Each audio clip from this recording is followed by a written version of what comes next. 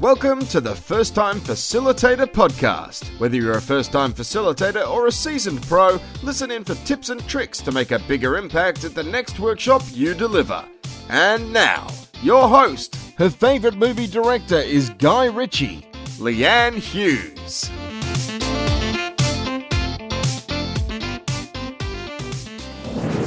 Hello and welcome to the show. I'm your host, Leanne Hughes, and I'm here to help you create unpredictable workshop experiences that predictably work. Now, before I dive into introducing today's guest, if you're listening in today, the day that the podcast is released, which is Monday, the 24th of February, 2020, you'll have a couple more days to register for a webinar I'm running on Wednesday, the 26th of February.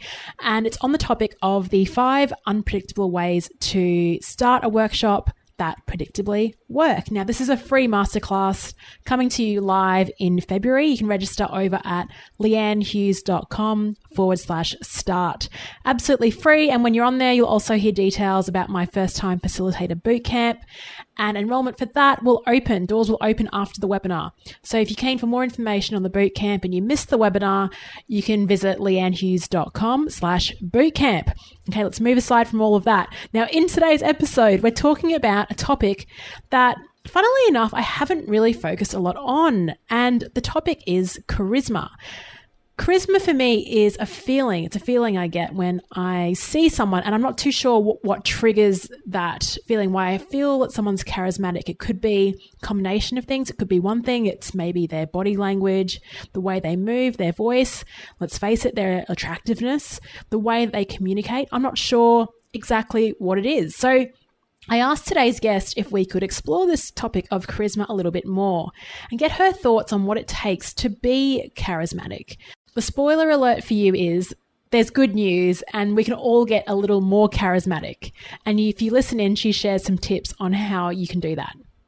Today's guest is Kate Norris. She's a presentation coach, speaker, and co-founder of Presentation Boss. She's also based in Brisbane as well, and it's been so wonderful to connect with her through the magic of podcasting. Kate is a former data analyst with a passion for presenting technical information. Her specialty is turning potentially dry information, especially numbers, into energetic and engaging presentations. When she's not at work helping experts communicate better, you can find her wiping baby spit up off her shirt or answering the question why for the 11th billionth time. Her co-founder Thomas Kraft of Presentation Boss appeared on episode 51, and he really talks about PowerPoint design and how we can really make that tool more effective and stop blaming the technology. And it's a really interesting episode, very useful, very practical if you'd like to listen into that one. So their company, Presentation Boss, runs workshops for those looking to improve their communication, presentation, and data visualization skills. They've got a range of workshops available or can tailor a course to suit your needs. Now, the great part of Kate's philosophy is that she believes that gifted speakers may be born, but effective communicators are made. And in this episode, we also lay down a pretty fun challenge for you, which we'd love you to participate in. If you're out and about in the morning, this is a challenge for you. So if you're out walking or running with your dogs, whatever, listen in. I guess if you've been listening to the show for a while, you'll know that I love starting my days with getting outdoors and going for a jog. What you may not know is that while I'm out running, I sometimes run a bit of a social experiment. I evaluate whether the person I'm running past or walking past will say hello to me, and if I can get a hello out of them. So this week, my aim is to get as many hellos as I can when I'm out. This will get me out of my comfort zone because sometimes I can be a little bit shy and awkward, to be honest, when I'm out in the morning because, you don't look that great. It's just, you've just woken up. It can be tough. But you'll understand why Kate and I are throwing out this challenge to you as we talk about it in this interview. So I would love to, if you're willing to participate in this challenge, share your results with us. You can do that by tagging us on Instagram, both at Leanne Hughes or at Presentation Boss. Or simply post about it on LinkedIn if you're comfortable doing that and tag Kate Norris and I. Or simply send us a message and let us know how you went. So there's no real it's not a competition. We just want to put this out there. I think it's nice to, when we talk about a growth mindset, it's how can we get out of our comfort zone every day? And here's a nice challenge. If you'd like to connect with Kate and find out about all the amazing work that she does, you can find all the links over in the show notes at firsttimefacilitator.com/episode 107. And you'll also find a link there to the Flipchart, a free Facebook community with over 600 facilitators all over the world sharing their favourite workshop ideas and activities. Join us over there when the conversation is over. And folks, one more shout out. If you love listening to podcasts around communication like this facilitation podcast, listen in to Kate and Thomas's podcast, the Presentation Boss podcast, some amazing speech breakdowns and really cool interviews. I interviewed Grant Baldwin recently and I really took a lot away from that. Okay, enjoy the show. I'm delighted to welcome onto the First Time Facilitator podcast my friend, someone on a similar path and mission to me. She's also in Brisbane. Welcome to Kate Norris. Thank you so much for having me, Leanne. I've been such a fan of the podcast since basically the beginning, so it's so exciting to actually be a guest. Amazing. I met you and Thomas last year, and like I said, you guys are really passionate about speaking and presenting, and you also do a lot of work with facilitation as well, so keen to explore both those topics. But hey, here's a question I've never asked you, which is surprising, but how did you actually discover the world of speaking? I haven't asked you your backstory. Oh, okay. My background is actually in data analytics. So I spent quite a lot of years as a data analyst. And the two areas that I worked in were finance and workplace health and safety, which are both exactly as exciting as they sound. And both of those times, because of the kind of departments that they are, I was basically the only extrovert in like a team of accountants both times. So I was the one who was happiest to do the presentations, and it was kind of self-perpetuating. I was happy to give it a go. So then I was picked to do them basically, and I'd have to do them month in, month out. And to be perfectly honest, for quite a few years, I was really quite terrible at presenting. Like, I'm talking about budgets and safety. Like, no one wants to hear about budgets and safety. So the other thing is I'm a bit of a narcissist, and I really hated that people didn't like my presentations. So I was really keen to actually change that. So I did a couple of presentation skill workshops, and I managed to really latch on to, I call him a mentor, but he was the guy that ran those workshops. I really latched onto him and was so determined to actually present this information in a really engaging manner. And there's one thing that he said that has always stuck with me. And that is, if something is worth presenting, it's worth being enthusiastic about it and presenting it well. That has stuck with me for, more than 10 years now of being in an area that typically has pretty dry information. And I think I guess I was lucky to actually have to present on topics that are dry, like, safety KPIs, safety results, budgets, forecasts, safety campaigns. Like, they're pretty dry topics. So I was kind of lucky that I had to hone my skills on really dry topics and make them engaging. So that's kind of my work background. My daughter was about 2 years old when I left the corporate world. It was a case of I was dropping her at daycare at like 6:30 in the morning, picking her up at 5:30 the afternoon. And I thought, why do I have a kid if I'm never actually seeing her?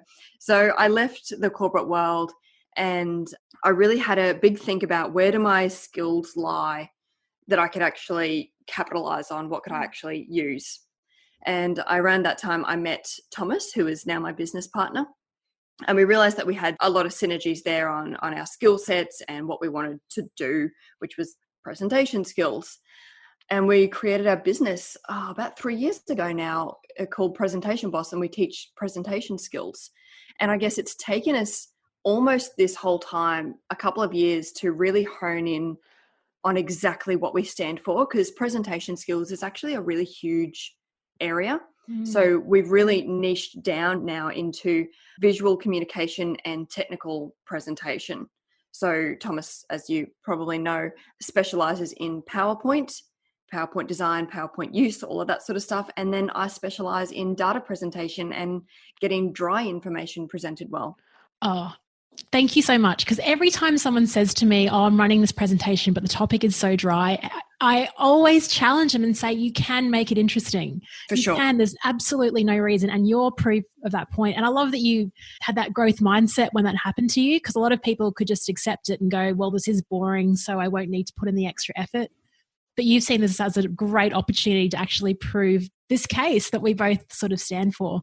So a couple of things I want to pick up. That quote that guy said about if you're going to give a presentation, make sure that you deliver it with enthusiasm. And what I really want to pull out from that is something that I've been brought up with, and that is if you're going to do a job, just do it well. Yeah. There's no point in half doing a job. If you're committing to something, give it all that you've got. I think that's really important. Picking up another thing about the corporate world and having to drop your kid off at 6:30 and 5:30, it's what I'm seeing. That's why I had to leave corporate, because I thought this isn't what I want. I think it's really sad for society that this is happening. So good on you for having the courage to start this. And the third thing I want to pull out, which I loved, is you said it's taken you 2 years to finally find your niche, because I'm a year in and I still have no idea what that is. So thanks for sharing that. Can you share with our listeners how you and Thomas did discover your niche and why it took you a couple of years to find it? Well, we started off quite broad with presentation skills, and it was really hard to actually sell that product because it wasn't a really well-defined product.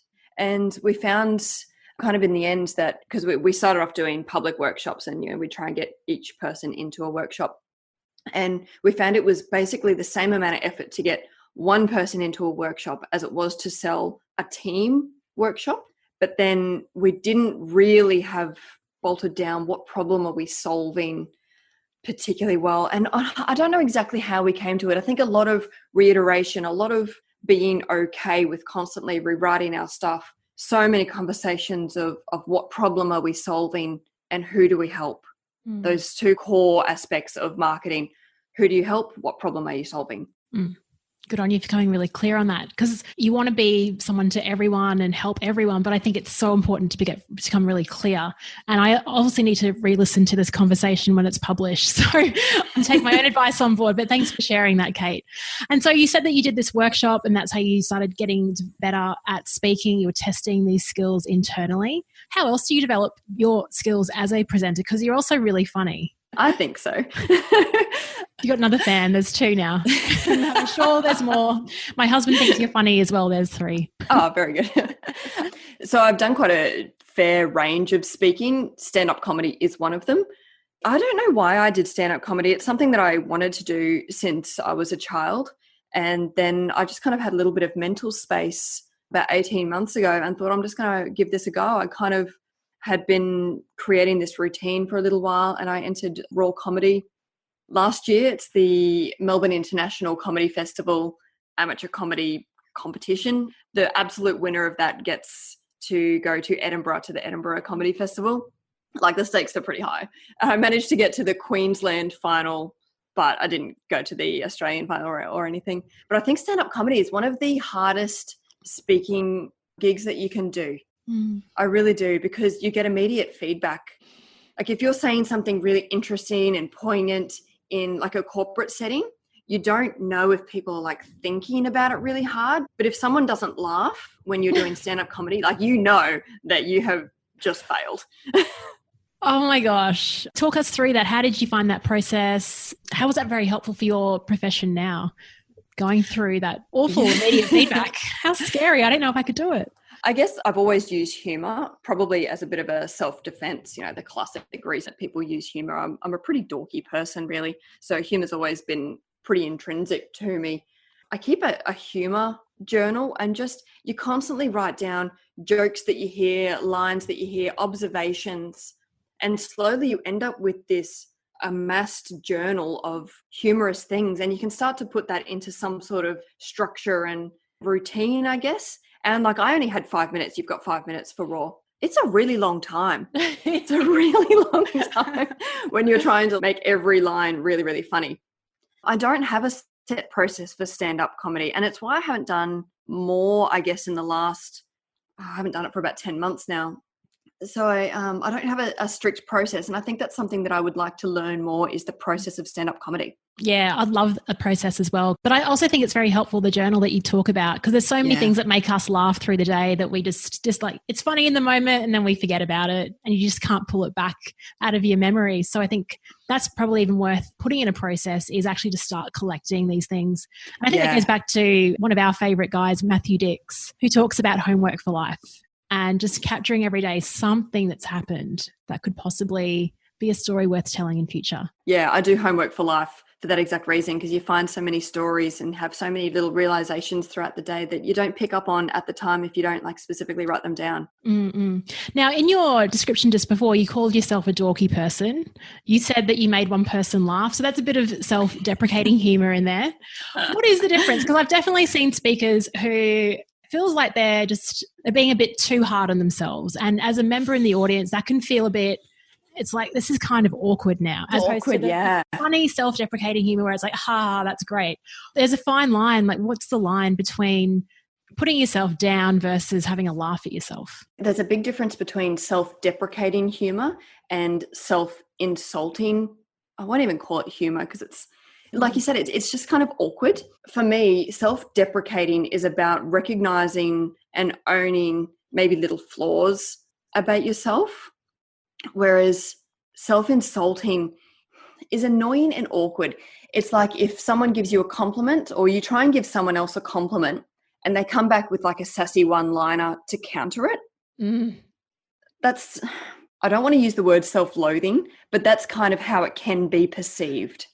Yeah. Is there do you ask a friend to validate it, or is it just like, is there a test? How do we know when we're crossing the line? It's even with LinkedIn, like I'm just bringing to this parallel of like LinkedIn as an example, showing up on LinkedIn versus showing off. I think there's a fine line between those two as well. So we're going the other end, like putting yourself down versus having a laugh. Yeah. The real absolute distinction that I will make is you never make jokes about your own expertise. You make jokes about other things that are not pertinent to your job, your skill set, never about your actual expertise. So a few things that I joke about is about being a really bad driver and a terrible parent. Like they're just little things, but I will not make a joke about, whenever I get up on stage, I fall to pieces. Because it puts doubt into people's mind. It really makes them question your expertise. And like it or not, we're always selling ourselves. And people love when you don't take yourself so seriously, absolutely. But I do see a lot of people, like whether it's in a presentation or in conversation, that think that they're self-deprecating and they're just putting themselves down and just making negative comments about their own skills and expertise. If I think about a story that I like to tell, which is self-deprecating. So my sister bought a new car last year and she brought it round and it's beautiful. It's just a Mazda, but like a really, really nice car. And I asked her if I could drive it and she wouldn't let me. And I was so offended. So I was telling my husband this, like the next day, I was telling my husband, like, Anna came around yesterday, she brought a new car and she won't let me drive it. She thinks I'm just such a terrible driver. And as I said, she thinks I'm such a terrible driver. We were turning a corner and I hit the curb and the whole car jolted. That's so funny. And I realized that maybe she has a point and maybe she shouldn't let me drive her car. That's good. Yes. That is not necessarily a positive thing about me, but it's not going to affect my skill set or my expertise. Thank you for bringing that clarity. I've never heard that before, but that makes complete sense. Yeah. So actually using humour, if you use self-deprecating humour, which I guess can be more relevant in some cultures, Australia especially, Britain I think as well. I'm not too sure about the US, I think so. Yeah. Seems like it's okay to sort of do a bit more rah-rah and pomp and ceremony and excitement in the States. Yeah. Like they get a lot of standing ovations over there. Yeah, they go kind of the other way, don't they? Yeah, which is awesome. Like I'd love to have groups and when I presented in Omaha last year, like people were up and moving and just getting really into it. And I thought, this is so nice. Like an Australian audience doesn't participate in that type of way. And it's not to say that's a pro or a con. It's just every culture is different. Yeah, for sure. And Australians love self-deprecating humour. And I think that's probably one of the problems is we do tend, because we love it, we get people who kind of take it a little bit far. Yes. And so that's a really good line, a good criteria. Don't pay out your own expertise. Yeah. And I think sometimes people might do that as well. Maybe I brought this up in a recent episode about apologizing when you get up to speak. It's like, do not do that. That's the worst thing you can do. Very close to what you say. It's because then the trust is being built with the audience. Yeah. So let's talk about you as a presenter. I've seen you present a couple of times and you've got stage presence. You've got this charisma when you get up there. Let's talk about charisma. Okay. So what does charisma look like? I don't know if you can see charisma as much as feel it. I know that's like a bit woo-woo, but charisma feels like a magnetism towards someone. You can tell when someone has charisma because you feel drawn to them, and you can see people are almost physically drawn to them if they're in a room, and they're able to hold people's attention completely. They're the kind of people that light up the room when they enter because they hold their own space and they make you feel comfortable. So I wonder if people think that they may not have charisma yet, that they're not getting the feeling that people are drawn to them. First of all, can we get better at being more charismatic? It's funny because like charisma, a lot of people, like you said, are drawn to leaders that just have charisma. They may not make the best decisions. They may not be the best leader on paper, but the way they make people feel, people are just drawn to that type of character and are influenced by them. So if we don't have it, how can we be more charismatic? Is that even possible? Yeah, I really do believe that it is. I know, let's say 0 to 100 on the scale. If you're 0% charisma currently, you're not going to be able to go to 100% immediately, but you might be able to increase by 10 points by doing something. So I want to tell you a story about how I actually first was really conscious about charisma. My cousin is married to a man who I believe is one of the most charismatic people that I know in person. His name's Joe, and he's a really great businessman, but so are a lot of people in my family. I've got quite a few uncles and aunties and everyone who run their own businesses, and they're great at business. But a few years ago, we were at this family birthday party, and Joe was talking about running a business and, his philosophy on business, all that sort of thing. And I remember my cousin walked outside to where we were, and she just went, "Oh my God, what is this? The School of Joe?" And I looked around, and there was about like 9 or 10 of us, like, because I have a big family, but there was so many of us, and we were just sitting, just like watching Joe just like talk to me. And he was just talking to us, and we were so engaged and so intent on listening to him. It was the first time that I looked around and went, "Oh yeah, okay, this guy, there's something there." And like I said, there's quite a few people in my family that we could have discussed business with, but for some reason we were drawn to Joe, and he was the one that we wanted to listen to. And I really obsessed for months over that question of like, why is he the one that we were drawn to? And I watched him for ages, and I watched him interact with people. There's a couple of things that I identified that I try really hard to emulate, and a lot of them do come naturally to me now, but for years it was a conscious effort to increase my charisma. So I have 3 things that people can do. And the first one is to say hi to people properly. And that is when you greet someone, when you first meet them or see them at an event or whatever, is you say hello to them properly and be happy to see them. Don't be this immediate energy suck. Because when someone comes in and they look at you and they say, "Hello, Leanne," as opposed to kind of glancing your way and going, "Hey." Yes, or like just on their phone and their eyes sort of flicker up. Plus you use my first name as well, so you get bonus points. Yeah, Joe does that. Joe always uses your name. I love Joe. Let's get Joe. Yeah, he's great. You should get him on. I actually don't really know entirely what his business is, but that doesn't even matter. You can just talk to us about anything, and all listeners around the world will be drawn into what Joe, the School of Joe. Yeah. But I noticed that, like when you go for a run or, getting into the elevator with someone, or you pass someone in the hall and you kind of have this awkward, like you've got your head down and you kind of like have to look up at them and kind of half smile, half say hi. And it's really, really awkward. I make a conscious effort, and it was really, really uncomfortable. Look at them in the eye, smile and say hello, and that's all. And then keep going. It's not a huge change. It's just the difference between like this awkward, like, I'm passing someone, I have to acknowledge you, and hello, and keep going. You're not engaging in conversation. You're not trying to create anything more than a hello.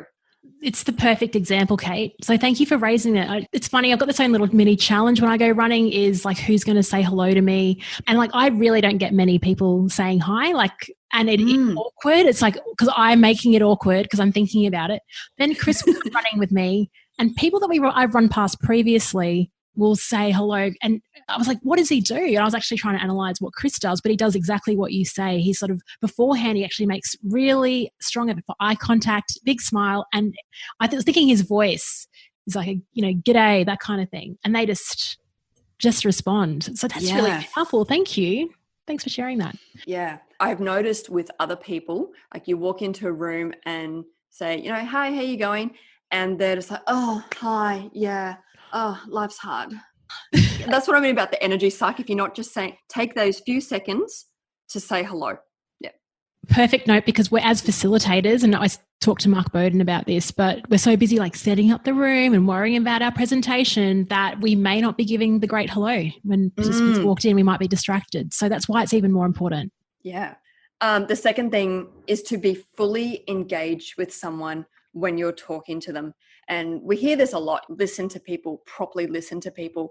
It still is a really difficult skill. And as much as we hear that we should listen and be engaged with someone and give them our full attention, people still don't do it. Being properly in the moment with someone. And the way that I see this broken is you'll be talking with someone and someone will walk over and clearly want to talk to one of you. And immediately your attention goes to the new person. Yeah. And I think, you weren't interested in talking to me. You're just kind of waiting for someone to break this up. And it can be a bit awkward, but I will make sure that I engage, like stay engaged with that person and almost ignore the new person, because they can wait until there's a break in the conversation, because currently my attention is with this person. That's their time right now. And if there's something that they clearly need urgently, I will take a note of what the person I am talking to, like their exact sentence, and say, excuse me for a minute, address the issue, and then come back and go, you were saying X, Y, Z, repeat that sentence back, show that you were fully listening and want them to continue. Yeah, because there's nothing worse when there's been a breaking conversation and you've been telling a story and someone comes back and goes, oh, so what were we talking about? It's not a mean thing at all, but it just is like, it's not even that memorable. So is it even worth... Yeah, thank you for bringing that up as a networking thing, because it's always awkward. And I think that's also a good lesson for that person trying to get into the conversation, is maybe sort of wait further back, be patient, waiting for that break before you come in. It's always hard to... If you really want to talk to someone, it's a really fine line for all three parties involved. It is. And I think like if you have a couple of lines handy, if you're the person kind of engaged, you can say, give me just a few minutes. I'd like to finish this conversation. I'll be with you in a second. Acknowledge them, but then keep going, like continue that conversation. Yeah. And if you're the person waiting, you can say, oh, finish first. I'll wait. Or I'm so sorry to interrupt. This is really urgent. I'll be 2 seconds. Ask your question. Get out of there. Perfect. Have your lines ready. Like, don't just kind of hang around and be awkward and weird. That's awesome. Thank you. So saying hello and being present and actually providing more energy rather than taking away the energy. The second one is to listen fully and be present, not distracted on your phone, looking around. You mentioned is there a third? Yeah, I say 3, but I think it's almost very similar to number 2, and it is be interested in people. Someone said to me a little while ago, they said, oh, how do you be interested in people? By being interested in them. Like, but what if they're just not interesting, or you're just not interested in them? Be interested in them. It really is that simple. Everybody has a story, knows something that you do not know. It might be more difficult to find that thing in some than it is in others. But if you can learn the skills to ask the right questions and find the interesting thing about that person, and like those conversation skills do take time to work on as well. And some people, they do come more naturally too, but they are still skills that you can build. Yeah, and Jordan Harbinger talks a lot about that. How do you ask the right questions? I think he's got 3 key questions to get to the gold. He also said something on the flip side. So yeah, I agree. To be interested in someone. People ask me about podcast interviews, how do you do your podcast interviews? It's like, well, I'm actually curious about what this person has to say. This isn't me just getting a script and asking. It probably was in the first few episodes. I was a bit nervous, but now I'm like, just please tell me more about that. Yeah. So Jordan says on the flip side, to be an interesting person, you've got to do interesting things. Yeah. It's so cool. There's like dual accountability. Yeah, totally. I heard somewhere, it might have been an article or something, and it gave like the outline of how you can be an active listener and interested in someone, and you nod and you smile and you say mm-hmm and repeat sentences. You don't need that list if you are actually interested, because that is what naturally happens when you are interested and engaged in a conversation. You don't need, I need to nod 3 times. That's right. And if you're so focused on nodding, I mean, that's focusing on yourself. Yes. Right? Yeah. Like if you're like, okay, what do I say next? And this is probably the interference that people have. So what I'll get stuck with when trying to remember people's names is I'll take it back on myself and then to try and form an association, because that's what you're meant to do, to remember names. Meanwhile, while I'm doing that, I'm not present in what they're saying. So that's why I find it kind of difficult sometimes to remember names, is because I'm like, okay, that's that person. It's just constantly balancing, isn't it? Yeah. But really, it is, like you said, it's about putting the focus on them. Yep. And with the names thing, I actually think that it's okay to ask people their names. If you forget their name, like we all do it. And if you just say, I'm really sorry, I've forgotten your name. I've had to meet, 50 people tonight. Please tell me again. It's so much less awkward than knowing them for 3 months and talking to them 50 times, and then it's way too late to ask them again. Who is that person? Yeah. Yeah, you're right. Because there was a guy at my old job, and I'd see him on the lift all the time, and we just started talking all the time. And honestly, by the time I left, I still didn't know my colleague, and I'm like, who is that guy? It was way too late to ask. So Kate, tell us about, charisma. So this is all the stuff. That's a two-way conversation. Yeah.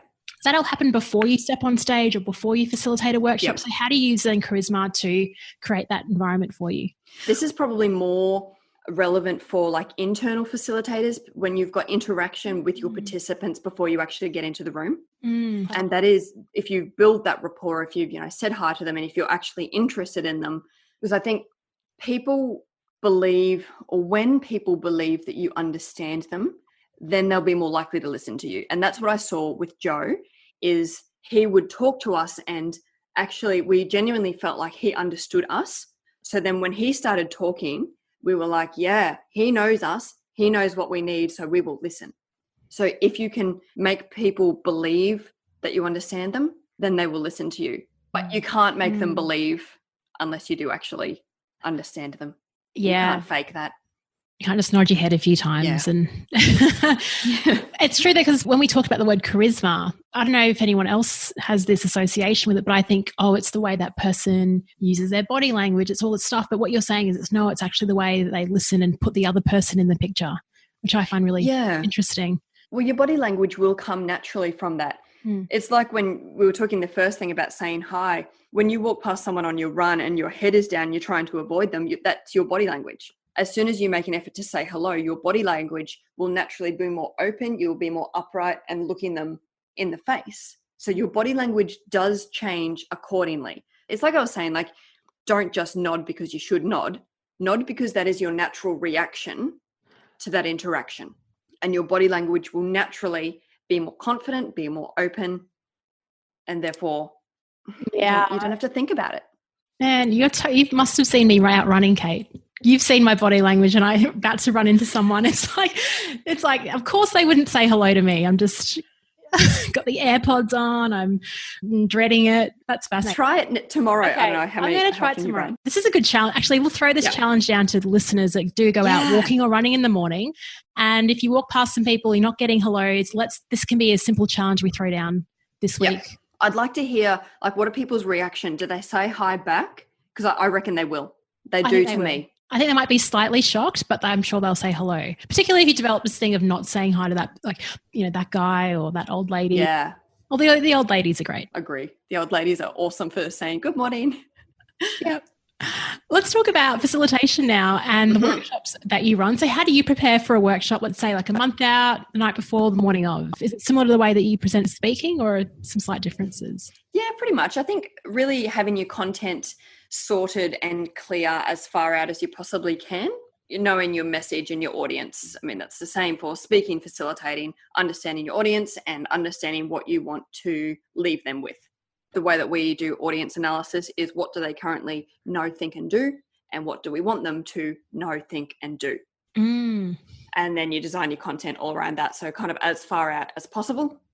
And then I mean, the last big one that we did that we've used since we talked to you, we had a session with you and kind of ran through our activities and our ideas. And that was really, really helpful. A little bit of validation, I think. You gave us some tips and some ideas on how to tweak them. But a lot of them you said, yeah, that's a great activity or way to teach that, which was really helpful. So I think definitely running it by someone who is a fantastic facilitator in themselves and will be able to give you some feedback on your content. Closer to the day, I wish I could say that I did exercise in the morning. That's what I intend to do because I know that I do feel better. I work better. So I try. It doesn't always happen, but I try to do exercise in the morning. Thanks for keeping it real. Yeah. And then again, one thing that I'm actually really set on is you arrive really, really early, know your space, get set up so that you are completely ready for when people walk into the room. Yeah, there's nothing worse when you call the client and go, oh, when can I access the room? And it's like, oh, when we get there, when the workshop starts. I've had that happen. Same time as everyone else. Oh, I yuck. know. And then it's really hard for that first impression to be one of calmness and one of being present and saying hello because you're just fluffing around and sort all this stuff out. Yeah. And that was really fun, that session with you and Thomas, by the way, because I think the validation was that so Kate and Thomas were trying out like different activities, getting people to move around, and it's a shame that that's not conventional, but hopefully one day that will be the way that training's run, where it is like a lot of movement, interactivity. And yeah, it was an awesome design. Oh, cool. Yeah. So if I think back to like our first workshop, was just like the difference in it to how we run workshops now is just phenomenally huge. Makes me cringe when I think of the first couple of workshops. Like we cooked people, we had way too much content and it was just kind of lecture style and it was awful. Exactly the same. I talk about this on a recent episode. Yeah, I was like 90% telling them what to do and 10% them actually answering question. It was terrible. I want to go back in time and do that again. I know, right? So do you have a favourite kind of activity or energizer that you use in workshops? Yeah. One that I really like if it's a group and we're just kind of trying to do a little bit of kind of relax and get used to the space, because certainly with presentation skills, we've often got people walking into the room who already have this underlying fear, and we try not to throw them in the deep end too much while still challenging them. So one that I really like, we have a stack of little words that are just values. We scatter them and then everybody has to go and find 3 words that describe them, 3 values. And it's quite good because 2 people will want the same word and they have to negotiate. Like, I'll give you this one if you give me that word. So it's a bit of interaction. And then we come back and we ask people just to give 1 minute on why have you picked these 3 words. It's kind of sold as an icebreaker, but it's actually their first speaking experience that day. That is a really clever way of getting them to speak without actually saying, now we're putting you in front of people to talk. It's actually they're doing it as part of it. Yeah. And we try with our philosophy on speaking, it's that you've got to have your own personality in it. We don't give like, this is the way to speak. You've got to have your own personality. So that initial activity sets up people for identifying themselves and their own uniqueness and what really resonates with them as people. Yeah. I've done that activity because we all shared our favourite icebreakers. Well, no, with you and Thomas at Suzanne's place. Yeah. And I think I spoke for longer than a minute on my values and I got in trouble. But there's always one. That's why I have my own podcast. I can talk and talk and talk. But is there anything else you'd like to share with our listeners, maybe advice for first-time facilitators? Because this is great. Like, you've come from speaking and now you're running these workshops. So I love that you're ahead, but you're still sort of learning all about the game. Oh, yeah, gosh, yes. As am I. So anything you'd like to share with our listeners about that? This has become our mantra in business and in basically everything, even personally. It's get going, then get good. A lot of times we wait until we feel like we're good enough to start. And you just need to accept that when you start, you will suck. And that is the same case for everybody. If I look back at our early videos that we did and our workshops and our podcast, they were nowhere near the quality that they are now. And I know that in 1, 3, 5 years from now, I'm going to look back at what I'm doing today and think like, wow, I'm nowhere as good then as I am today. And I think that's okay. Like, every time you do something, every time you practice something, even if it's for 5 minutes, there's someone else who is waiting and you're kicking their ass every time. Yeah. That's like my personal philosophy. Those words, get going and then get good. It's hard to do it, but you've got to understand that this is just the start and things are going to get better. As you said, we all started. You can listen to earlier episodes of the Presentation Boss podcast or First Time Facilitator that I certainly won't listen to, but you'll hear the difference. Yeah. Actually, I think I heard that phrase on your podcast. It was one of your earlier episodes where I heard that specific phrase, get going, then get good. And it really resonated with me. It should be like the underpinning philosophy of this, I think, for any first timers in any field that you're in. You just got to start. Yeah. Hey, it's been absolute pleasure to have you on this show, getting to meet you, getting to hang out with you, getting to be part of your events in Brisbane as well. If you'd like to, I guess, listeners to connect with you, find out more about what you do, any events that you're running, let us know where they can find you. Yeah, so a couple of places. LinkedIn is where I'm trying to be more active. I'm trying. So that's, find me on LinkedIn, just search Kate Norris and you'll find me. Otherwise, our Presentation Boss podcast is probably the biggest content that we have out there, biggest resource and best way to find us and kind of connect with us and understand us, which is just presentationboss.com.au/podcast. Yeah, I definitely recommend having a listen. So Kate and Thomas do a few different types of shows within that, interviews versus speech breakdown. So if you also want to develop your skills as a keynote speaker, professional speaker, or just a speaker internally, they actually pull speeches, pause them and commentate over the top. It's such a cool format. And I loved your interview with Grant Baldwin as well. Oh, I was so excited to get him on. You must have been over the moon. He's so much. Yeah. It's the beauty of podcasting. Kate, thank you so much for being a part of this episode. Thank you so much for having me. It's been so much fun. Hey, thanks so much for sticking around. You've reached the end of another episode of the First Time Facilitator podcast. Connect with the show at firsttimefacilitator.com or follow me on Instagram at Leanne Hughes to find out what I'm up to during the week. If you enjoyed this episode, please feel free to share it with someone who will also appreciate the insight. And make it easier for yourself and subscribe to the show in your podcast player of choice. Thank you so much for listening and chat to you next week.